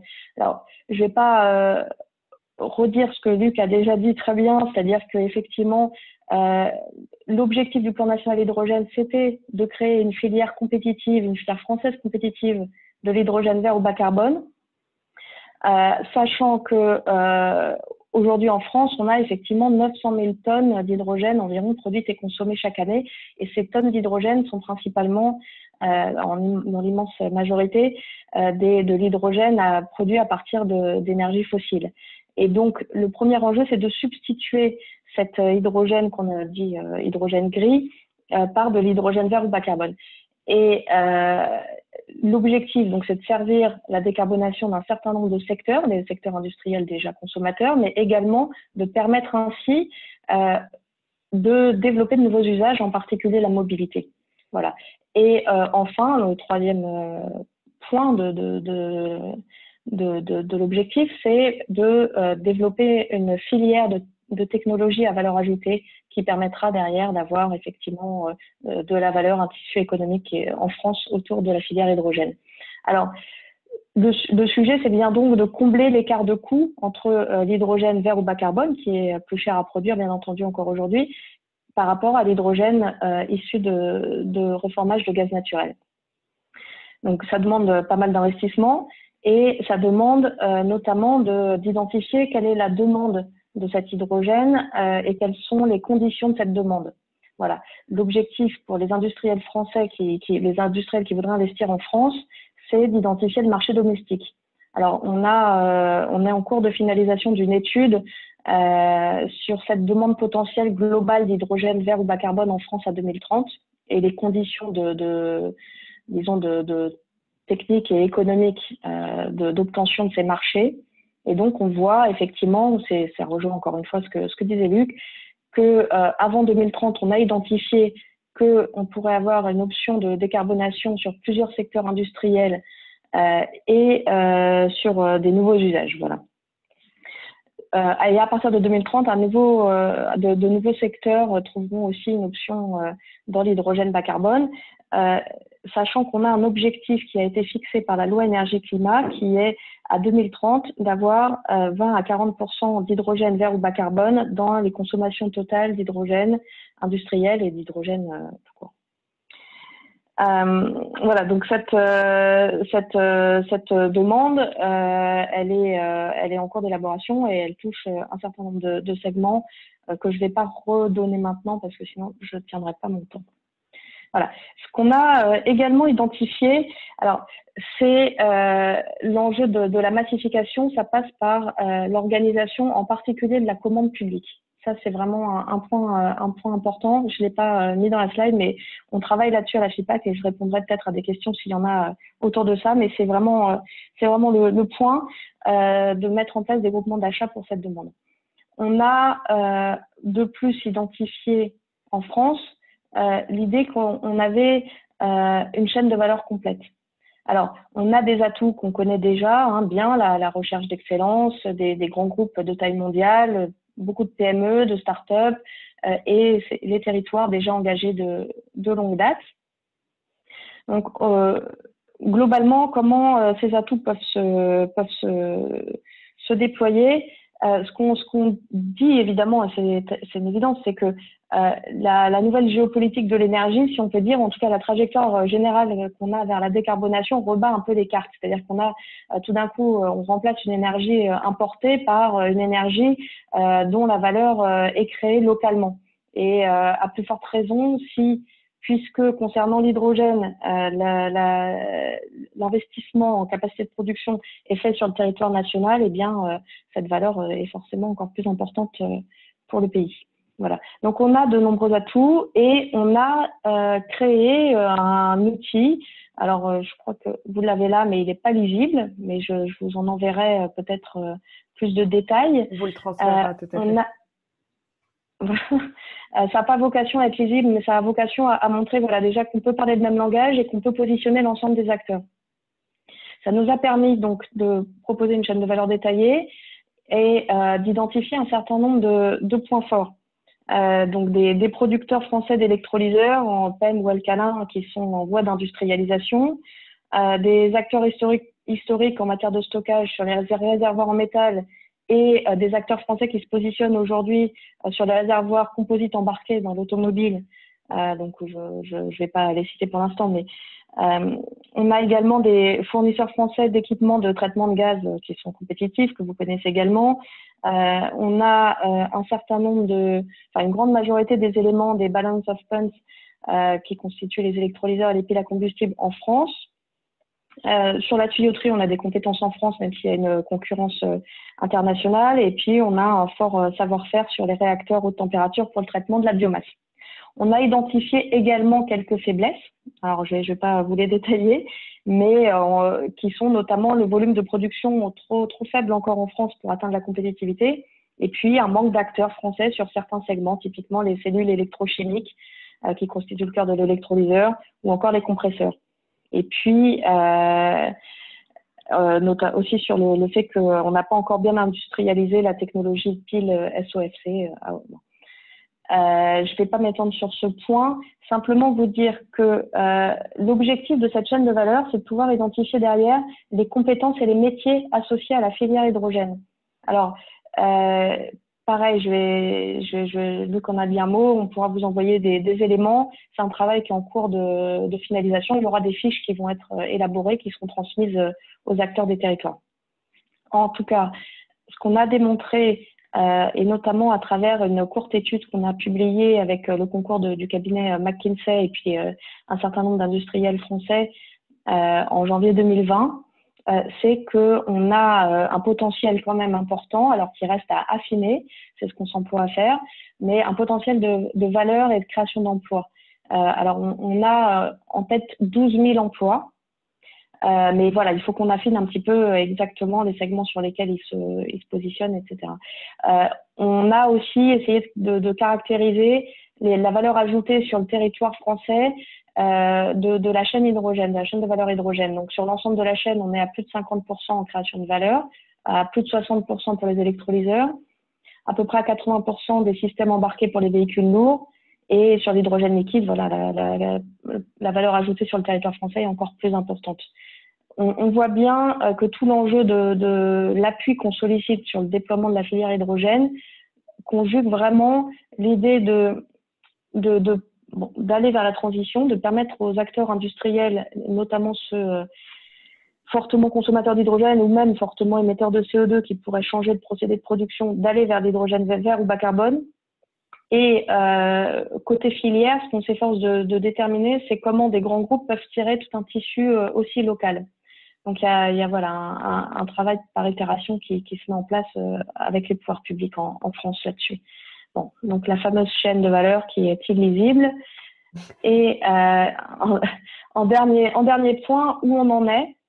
Alors, ça a été déjà dit, hein, je vais encore une fois pas détailler, mais un appel à manifestation d'intérêt assez important a été lancé par l'ADEME et la Task Force interministérielle française qui s'occupe de la filière hydrogène donc, en janvier 2020, fin janvier 2020. L'objectif, c'est d'identifier voilà, l'ensemble du soutien public qui pourrait être accordé à cette filière. Alors, il y a un aspect qui consiste à configurer les futurs appels à projets, un peu dans la continuité de ce qui a été fait avant, des appels à projets qui ont vocation à développer des vallées hydrogènes ou des écosystèmes locaux, territoriaux, qui peuvent allier une production d'hydrogène vert bas carbone jusqu'à l'usage en mobilité. Il y a également la logique d'identifier ou de faire émerger des futurs champions industriels avec la perspective de participer à ce qui s'appelle un IPCEI non barbare pour décrire ce que, par exemple, pour la batterie, on a appelé l'Airbus des batteries. Donc là, il y aurait peut-être l'Airbus de l'hydrogène ou plusieurs Airbus de l'hydrogène. Et donc, dans une logique de positionnement européen, de pouvoir faire identifier sur des segments de la chaîne de valeur des acteurs industriels. Donc, en France, on essaie d'identifier quels seraient-ils. Et puis, ça a été également dit, la manière dont le programme des investissements d'avenir peut soutenir également des acteurs. Voilà. Donc, Luc confirmera ou infirmera, mais nous, il nous semble que 160 dossiers déposés pour la première relève de l'appel, c'est pas mal. C'est plutôt, ça traduit quand même un engagement industriel assez certain et des territoires également qui se sont aussi engagés dans des projets. Alors, en conclusion, simplement un petit mot pour dire comment on travaille encore une fois avec les territoires. Alors, je reviens pas sur le fait que la FIPAC a parmi ses membres un collège où il y a une 50aine de territoires membres. Mais au-delà de ça, on essaie de proposer une structuration d'une vision globale pour essayer d'intégrer la France dans l'architecture européenne de demain, dans vraiment des projets d'envergure. Et on travaille là-dessus avec les acteurs qui sont les acteurs des territoires et puis les acteurs industriels.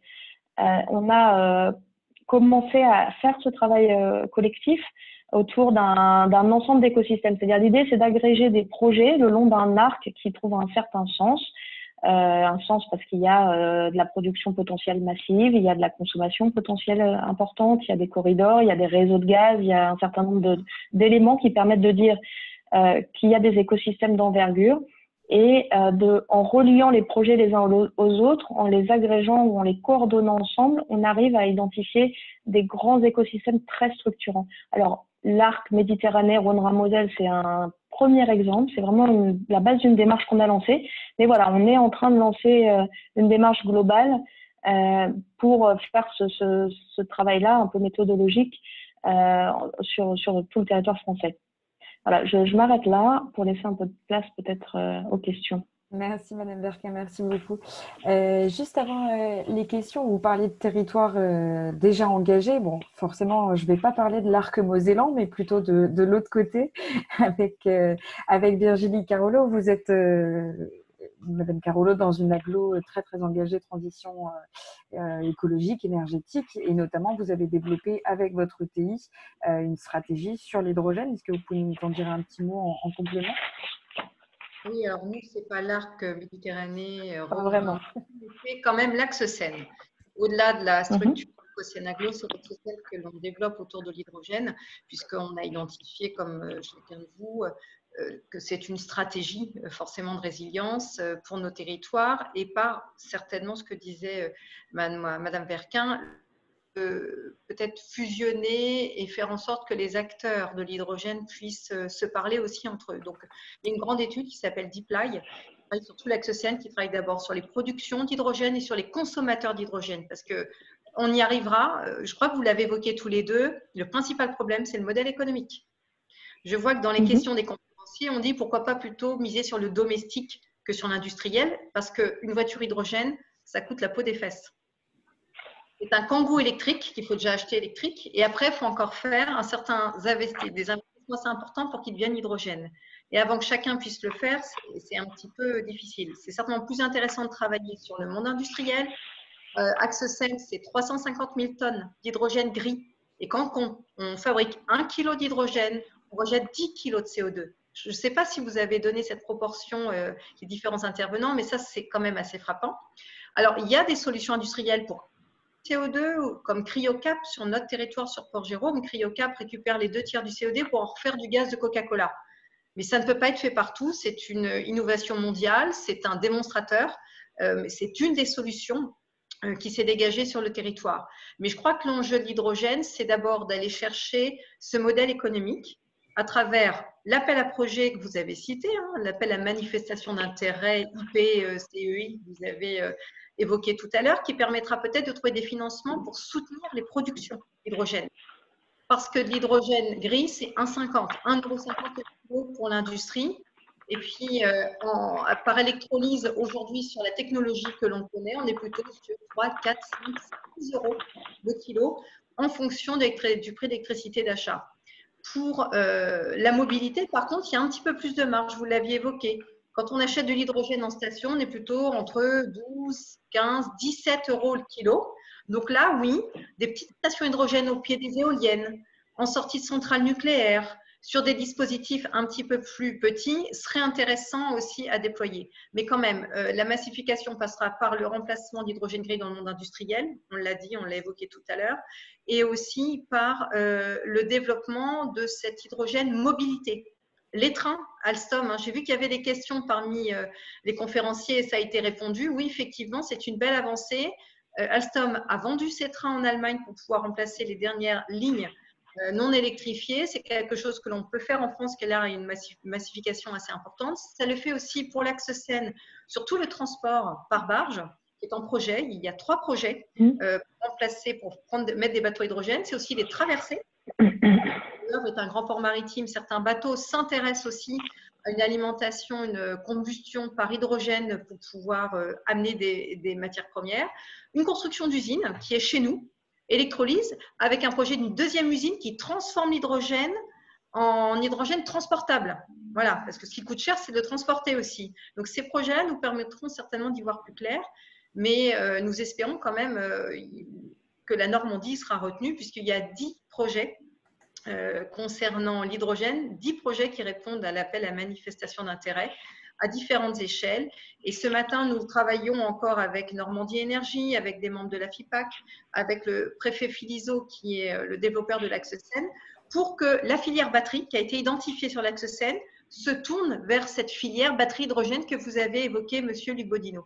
Donc, ça illustre bien ce que vous disiez ensemble, en déterminant tous les acteurs qui produisent, mais qui vont consommer aujourd'hui l'hydrogène et demain l'hydrogène, c'est le seul moyen de créer un écosystème favorable. Et c'est là que les intercommunalités jouent le jeu. Réserver, sanctuariser du foncier pour pouvoir implanter des unités de production d'hydrogène près des lieux où ils vont être consommés, près des endroits où ils pourront être transportés, et de faire en sorte qu'on verdisse un petit peu cette carte industrielle, puisque c'est quand même 30% de notre PIB, nous, l'industrie carbonée qui rejette du CO2 ou des gaz à émissions à effet de serre dans l'air. Donc, on a CryoCap, et puis pour répondre aux enjeux de mobilité particulière, alors ce n'est pas là qu'on aura les leviers les plus importants, malgré tout. Nous avons 2 stations.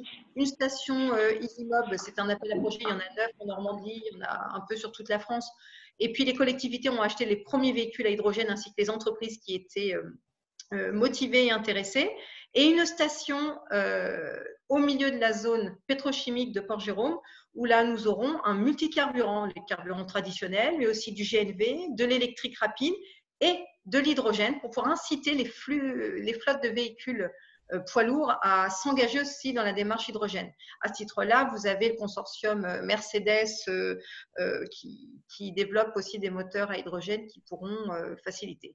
Et puis, notre rôle de collectivité, c'est de s'intéresser aussi à la mobilité urbaine, les transports scolaires, les transports urbains, de faire en sorte d'être accompagnés pour changer nos flottes de véhicules afin de consommer de l'hydrogène aussi.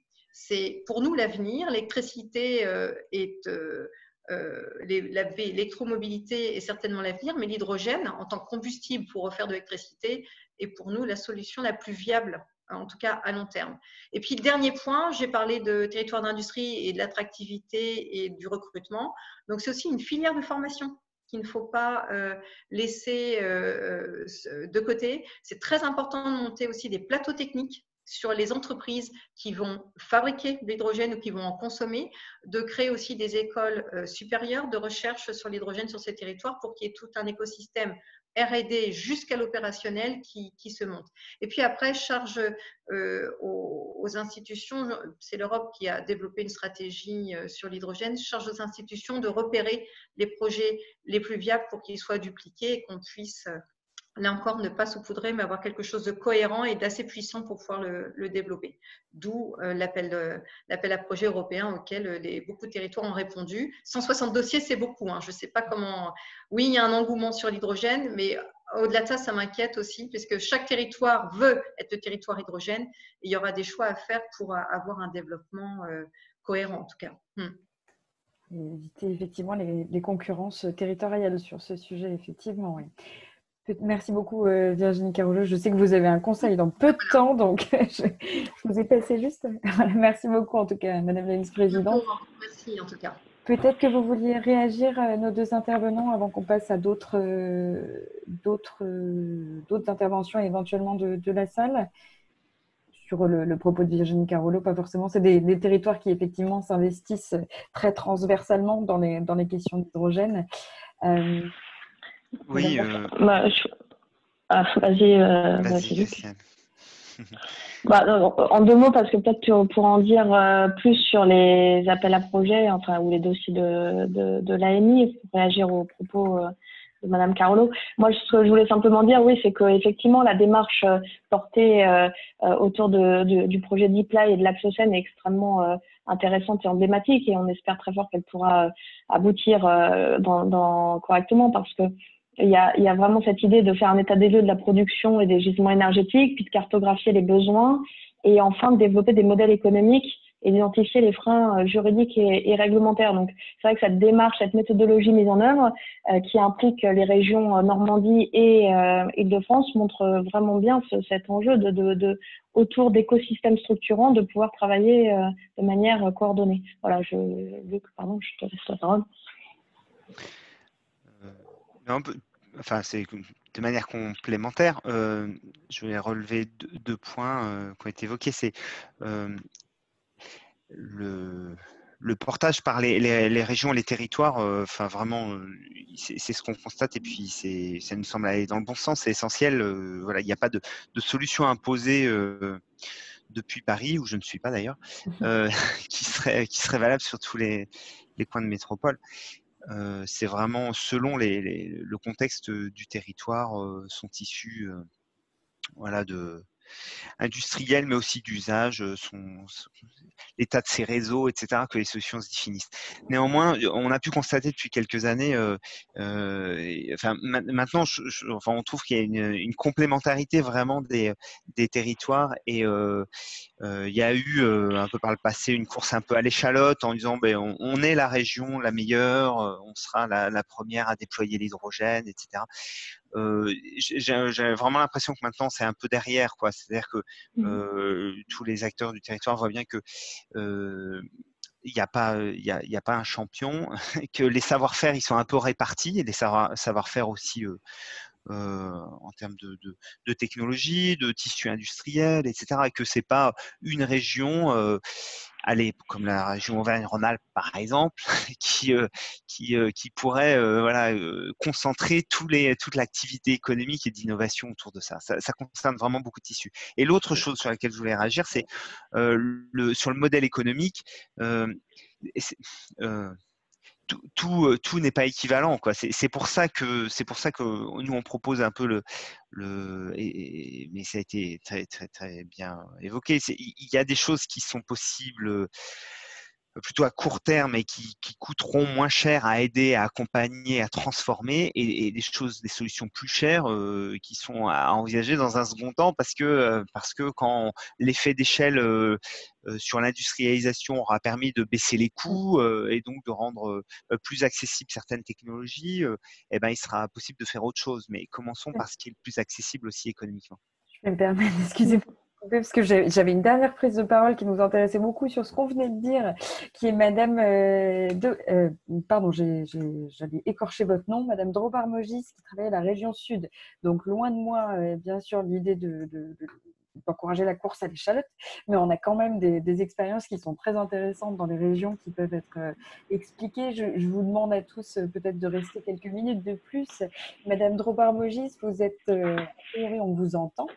Si vous voulez nous dire quelques mots, parce qu'on a beaucoup parlé intercommunalité, bien sûr, c'est notre cœur de métier ici à la DCF, mais est-ce que vous voudriez nous dire 2 mots sur la stratégie développée par la région Sud Provence-Alpes-Côte d'Azur? Madame Drobar?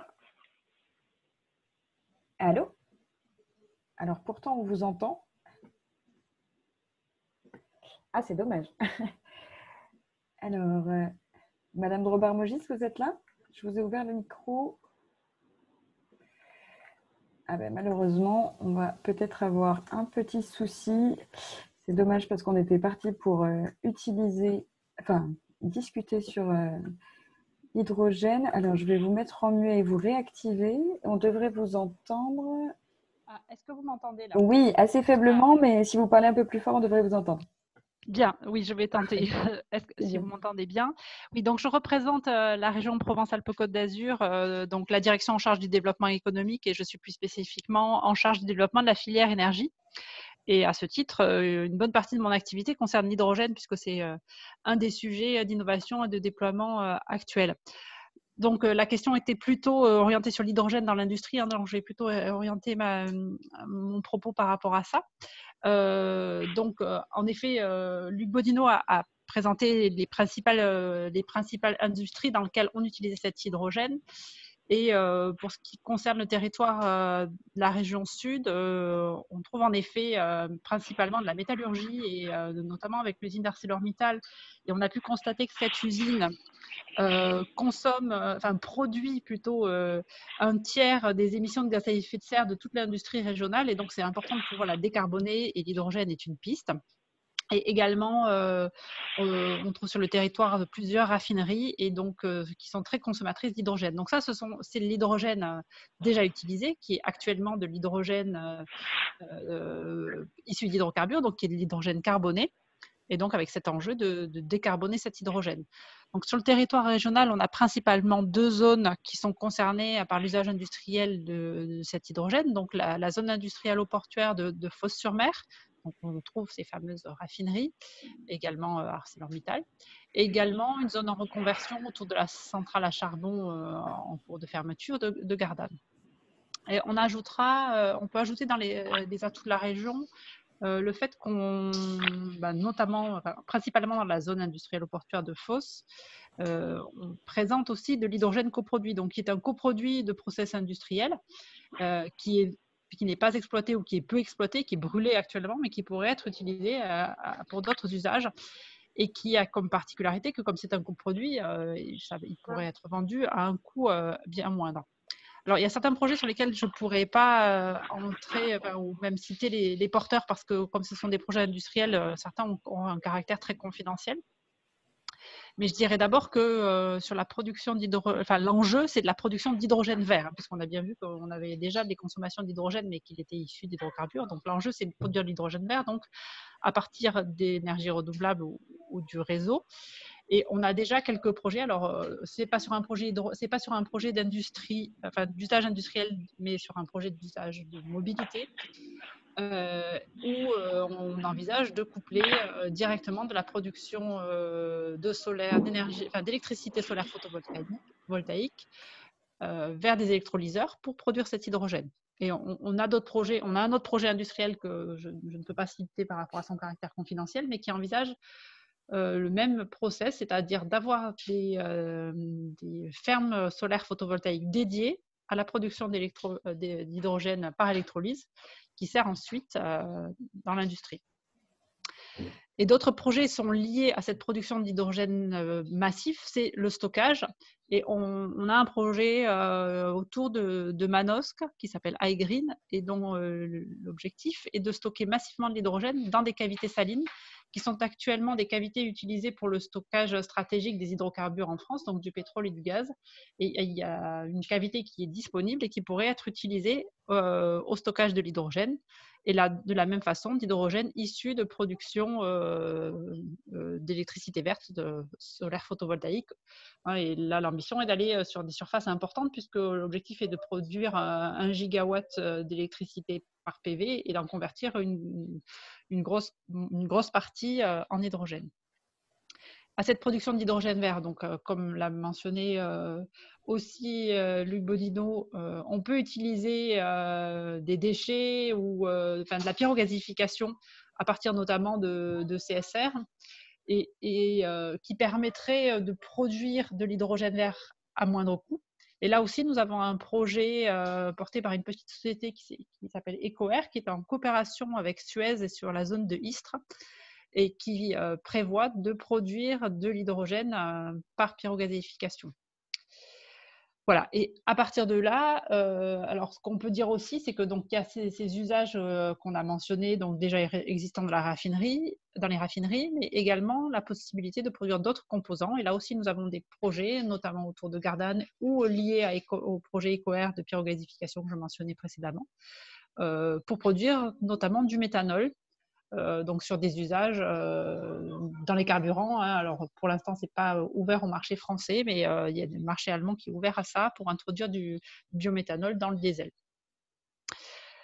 Alors ce qu'on peut souligner aussi, c'est que le fait de développer l'usage industriel de cet hydrogène peut aussi peut aussi favoriser les usages pour la mobilité. Puisque, en effet, en produisant de façon assez massive, donc sur des quantités plus importantes que pour la mobilité, on a des infrastructures de production spécifiques d'hydrogène et qui conduisent à des coûts au kilogramme d'hydrogène moins importants que si on le fait de façon isolée avec un petit électrolyseur, et donc qui vont permettre de favoriser la mobilité H2 avec ce couplage d'usage industriel et usage en mobilité. Donc ça aussi, on a quelques projets industriels sur le territoire qui envisagent d'être couplés à des projets de mobilité. Et de la même manière, toujours de même ordre d'idée, bien souvent, l'industrie peut être liée à de la logistique. Alors, pas sur des gros usages comme dans les raffineries, mais sur des usages un peu plus diffus dans l'industrie agroalimentaire ou de l'industrie chimique, par exemple. Il peut être intéressant de le coupler à la mobilité, à la logistique, pardon, et d'inciter à de la logistique qui serait faite à partir de véhicules hydrogène. Donc là-dessus, on a un projet qui est toujours sur la zone de Fos, mais qui est porté par Air Liquide, qui s'appelle IAMED, pour le développement de flottes de poids lourds, donc avec des transporteurs, pour que ces poids lourds soient des poids lourds à hydrogène. Et puis, comme nous sommes dans une zone portuaire, la logistique portuaire pourrait être aussi développée en termes hydrogène, et notamment dans le couplage du port avec l'axe Rhin-Rhône qui a été mentionné tout à l'heure, sur des barges hydrogène.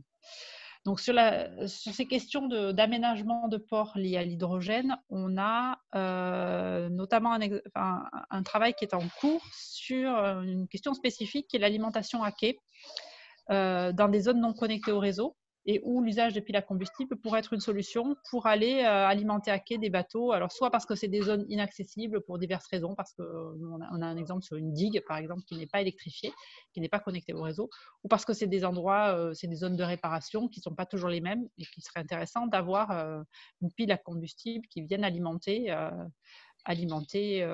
ces zones de port. Voilà, et donc ça c'est voilà, un bref tableau dressé des pistes de projets qui sont plus ou moins matures sur le territoire régional. Mais quand on parle d'industrie, et ça a été évoqué déjà à plusieurs reprises, c'est aussi l'occasion de développer la production de solutions pour l'hydrogène.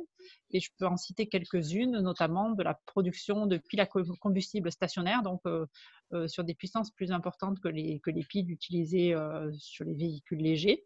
Et avec l'entreprise Élion Hydrogen Power qui développe ce type d'application depuis la combustible stationnaire.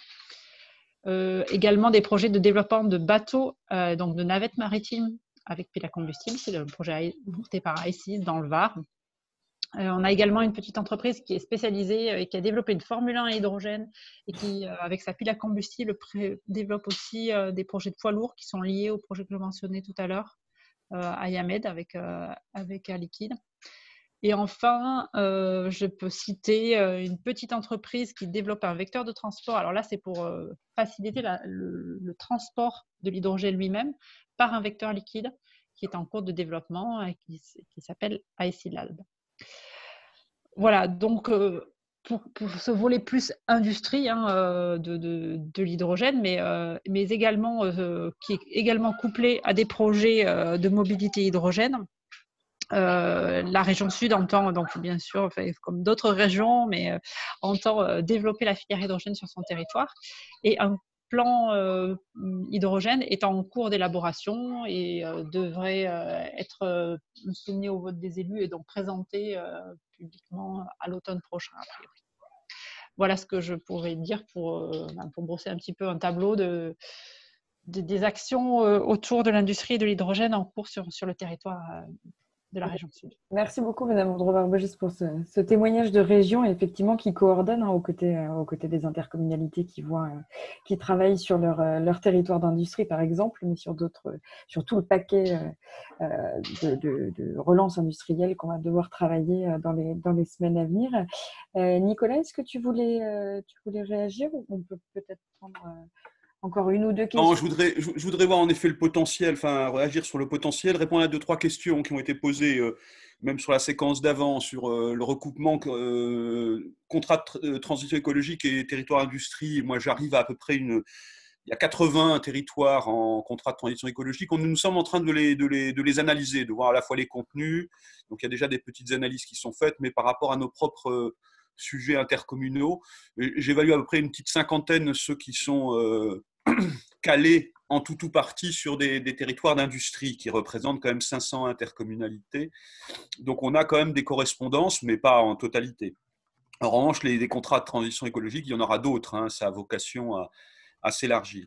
Il y a des questions alors maintenant sur la transition écologique et sur l'hydrogène, avec les sujets un peu connexes. Je crois qu'on a un bon panorama de la façon d'aborder le sujet à travers les différents segments, la façon d'entrer dans le sujet. Décarboner l'industrie, c'est un sujet lourd parce qu'on a parlé de relocalisation industrielle. Nos bilans de gaz à effet de serre, ils sont bien si on raisonne en domestique, mais si on regarde en consommation collective et qu'on voit les effets externalisés à l'étranger de nos importations, nos bilans de gaz à effet de serre, ils sont pas du tout de même nature. Donc si on relocalise de l'industrie, en effet, il faudra le faire, mais tout en évitant de dégrader nos émissions et d'arriver de le faire de manière extrêmement décarbonée. Ce qui peut être bon pour la planète et qui permet aussi d'arriver à relocaliser de l'activité sans qu'on ait des problèmes liés justement à cette réindustrialisation. C'était un des sujets dans le pacte productif, la dernière réunion, juste avant qu'on rentre en confinement d'ailleurs. Donc je crois que c'est toujours à l'agenda des pouvoirs publics nationaux, parce qu'il y a eu ce débat récemment de savoir si on allait faire de la relance en oubliant la transition écologique. Je ne crois pas que ça soit l'intention des pouvoirs publics. Ça, Madame Borne y veille, mais je crois que le ministre Le Maire y est très attentif aussi.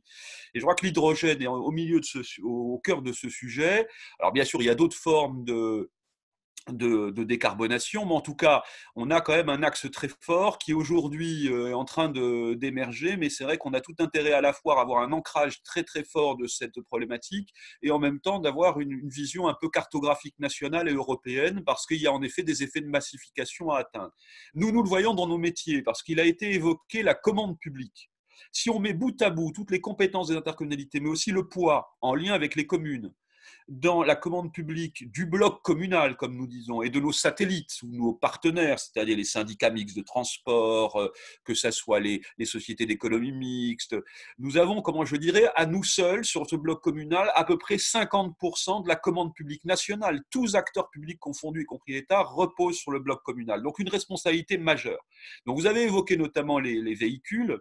Nous avons des grands industriels de la mobilité, et c'est vrai que c'est un enjeu aussi d'arriver à baisser le coût unitaire, parce que certaines agglomérations ont commencé à s'équiper en transport en bus urbain, mais évidemment, c'est quand même 4 fois le prix d'un bus normal.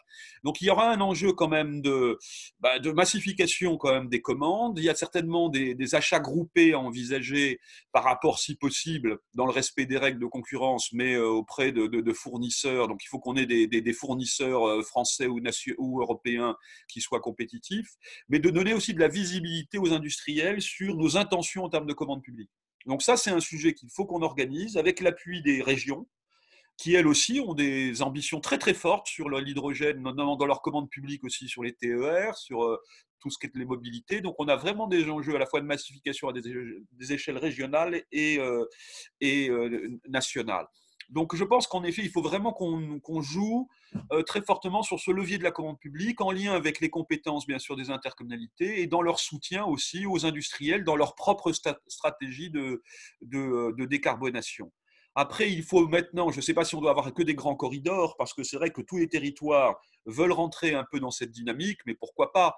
Parce que nous avons les sujets de production, dont acte, on ne peut peut-être pas produire partout, les sujets bien sûr de stockage, les sujets de transport, mais nous avons tous les sujets ensuite d'utilisation, de transformation de la ville, d'un certain nombre d'équipements publics, de fonctionnalités à travers ces nouvelles énergies. Donc je pense qu'on peut en effet avoir une approche très transversale de cette petite révolution énergétique qui se prépare.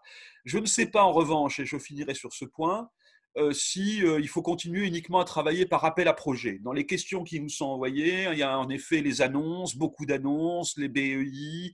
Bien sûr, certains répondent, arrivent à s'insérer. Nous avons toujours une réserve sur ce mode opératoire systématique du PIA, des niveaux européens, de nos procédés. Pour nous, l'appel à projet, c'est pour amorcer des dynamiques, mais à un moment donné, on parle plutôt le langage du contrat, de l'accompagnement long terme. Et c'est vrai qu'on court après les appels à projets, c'est un peu impressionniste, et on se demande si, au bout d'un moment, on n'a pas des effets de structuration de long terme qui finissent par manquer. Donc voilà, on s'intéresse de très près, bien sûr, aux annonces européennes. On attend beaucoup du Green Deal. Mais si c'est une sorte de plan Juncker bis, où c'est que des investissements un peu en garantie, etc., la territorialisation de ces grands plans nous interpelle, parce que du plan Juncker, on n'a pas vu beaucoup de choses arriver de manière concrète dans les territoires, et on se demande si ce n'est pas des formes de substitution de financement à d'autres. En tout cas, on ne voit pas forcément toujours les effets leviers. Donc dans le mode opératoire de nos partenaires, des grands financeurs, nous souhaitons en effet commencer à essayer de s'organiser dans des contrats long terme sur des stratégies partagées. Nous avons des horizons devant nous, c'est les contrats État-région. Nous appelons à des contrats territoriaux structurants en rassemblant, on a évoqué le contrat de transition écologique, contrat de territoire et d'industrie, mais nous sommes aussi en train de repenser les mobilités. L'ADCF vient de publier un document sur les écomobilités, un guide assez riche avec des partenaires sur en effet les mobilités émergentes. Donc nous avons aussi des contrats opérationnels de mobilité qui doivent se mettre en œuvre après la loi LOM. Nous ne manquons pas d'outils contractuels, c'est pour ça que nous essayons de les remettre en cohérence dans les territoires, mais autant nous avons conscience, et je finis sur ce point, de la nécessité de mutualiser fortement des stratégies, d'avoir une vision à la fois nationale, même européenne, sur ces sujets-là, autant nous avons un enjeu aussi d'ancrage territorial de ces projets concrets. On le voit bien, que ce soit pour des lieux de recharge, que ce soit des lieux de production. Il y a un enjeu, comment je dirais, d'atterrissage de ces stratégies, me semble-t-il. Voilà quelques points. Je ne sais pas si Cécile, on aura le temps de proposer quelques questions qu'on avait envisagées. En tout cas, voilà les points sur lesquels il me semblait nécessaire d'intervenir, en disant qu'on essaiera de répondre à toutes les questions qui ont été posées. Si certaines ont été un peu oubliées, c'est parfois parce qu'aussi on n'a pas les réponses. Donc, mais généralement, on essaye d'y répondre sous une forme appropriée quand on arrive à trouver la bonne réponse sur des sujets techniques. Hop. C'est mieux comme ça. On vous enverra également tous les documents que nos intervenants jugent utile de vous transmettre après les échanges qu'on a eus, qui étaient un petit peu courts parce qu'on avait beaucoup d'intervenants. Je me permets juste de donner une petite précision de Claire Bourgeois-République qui est intervenue tout à l'heure et qui est aussi administratrice de la FIPAC et qui nous dit qu'il existe à la FIPAC un club des élus H2 à FIPAC dont les objectifs sont de mutualiser les connaissances et de partager les expériences. Donc, les premiers axes de travail pour échanger entre vous s'y trouvent peut-être. Donc, n'hésitez pas à vous rapprocher de nous. On vous mettra en lien éventuellement, bien sûr, avec la FIPAC. J'en viens à conclure, à remercier tous nos intervenants. Donc, voilà, on vous donnera les contacts si besoin pour continuer à échanger sur les sujets-là, parce qu'on sait que la salle était particulièrement investie sur ces sujets à la fois transition écologique et hydrogène dans la relance industrielle. Donc, je vous remercie beaucoup, Monsieur Bodino, Madame Verquin, et puis les intervenants également de la première partie en salle. Je vous propose donc de vous envoyer tous nos supports et puis je vous donne rendez-vous pour les prochaines webconférences de la DCF qui sont disponibles en ligne. Le replay de celle-ci sera disponible dès demain sur le site de la DCF. Merci. Merci. Merci à vous. Au revoir tout le monde. Au revoir, Merci. merci. Au revoir, merci. Au revoir.